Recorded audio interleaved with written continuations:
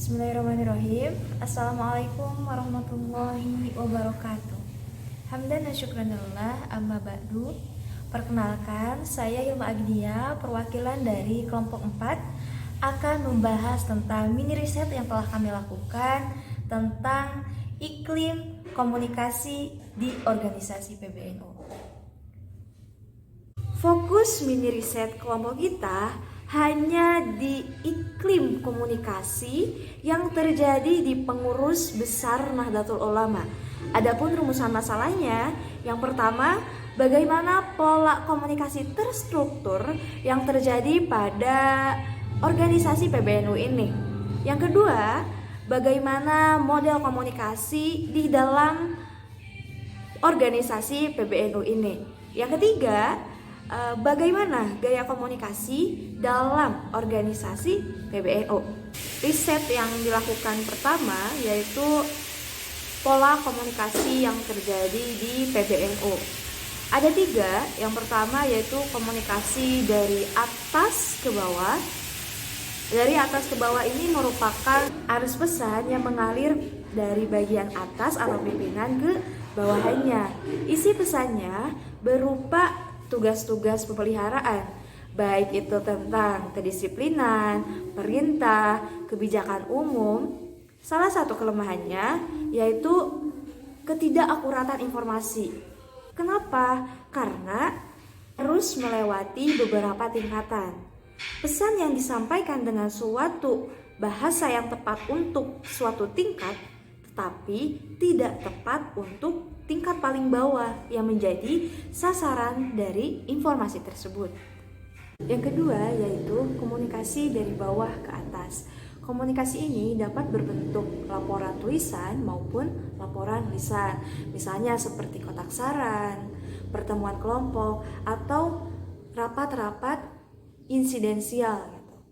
Salah satu kelemahannya yaitu penyaringan informasi yang tidak bisa dilakukan karena sifatnya ini insidensial. Kadang ada kalanya bawahan langsung mengutarakan keluh kesahnya kepada atasannya.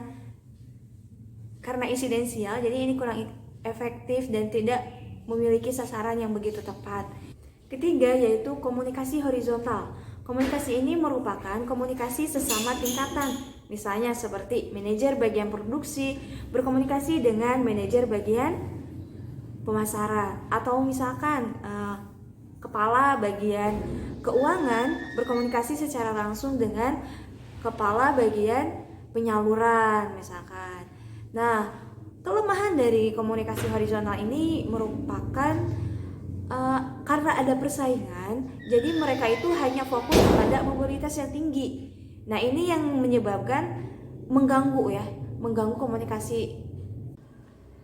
Rumusan masalah kedua yaitu tentang model komunikasi yang dilakukan oleh pengurus besar Nahdlatul Ulama. Pertama ada pola atau model komunikasi formal. Model komunikasi formal ini dapat dibedakan menjadi 4, yaitu komunikasi dari atas ke bawah, komunikasi dari bawah ke atas, komunikasi horizontal, dan komunikasi diagonal. Kedua yaitu pola komunikasi informal. Nah, ketika anggota pengurus besar Nahdlatul Ulama ini berkomunikasi dengan tidak memperhatikan sama sekali posisi, nah itu disebut dengan komunikasi informal atau sering dikenal dengan desas-desus kabar angin ya. Arus informasi informal ini mengalir selayaknya insiden gitu aja gitu. Mengalir segimana adanya gitu. Baik itu informasi dari atas ke bawah, dari bawah ke atas, horizontal. Nah, ini di sini bebas gitu. Mengandung pribadinya yang sangat kuat gitu, tapi mengandung makna yang tidak mengalihkan esensi dari kepentingan PBNU tersendiri gitu. Selanjutnya yaitu rumusan masalah yang ketiga tentang gaya komunikasi yang ada pada pengurus besar Nahdlatul Ulama. Pertama yaitu ada the equalitarian style Dimaksud dari komunikasi ini merupakan komunikasi yang dilakukan secara terbuka, sehingga anggota organisasi dapat mengungkapkan gagasan ataupun pendapat dalam suasana yang rileks, santai, dan informal. Yang kedua ada the controlling style. Nah, komunikasi ini bersifat mengendalikan, ditandai dengan adanya satu kehendak atau maksud untuk membatasi memaksa dan mengatur perilaku, pikiran, dan tanggapan orang lain. Orang yang menggunakan gaya komunikasi ini dikenal dengan nama komunikator, satu orang atau one way komunikator. Selanjutnya ada gaya komunikasi the withdrawal style. Gaya komunikasi ini merupakan melemahnya tindak komunikasi karena lebih mengedepankan komunikasi tindakan secara langsung, action ya. Selanjutnya ada the dynamic style. Nah, gaya komunikasi ini seperti namanya tadi, dynamic style, dinamis.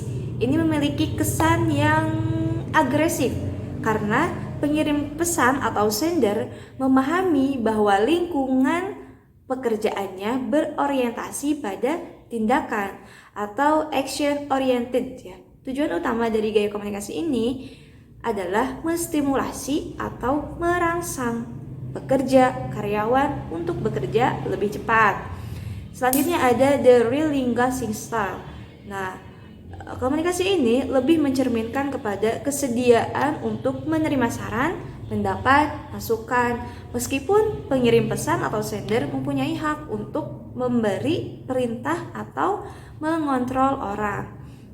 Kesimpulan dari mini riset kelompok kami adalah bahwasannya pola komunikasi organisasi pengurus besar Nahdlatul Ulama berdasarkan analisa data yang didapat, bahwasannya pola komunikasi yang diterapkan di pengurus besar Nahdlatul Ulama ini menggunakan pola komunikasi roda. Pola komunikasi roda ini mengarahkan pada seluruh informasi hanya kepada individu yang menduduki posisi yang sentral. Sekian yang dapat kami sampaikan, lebih dan kurangnya mohon dimaafkan.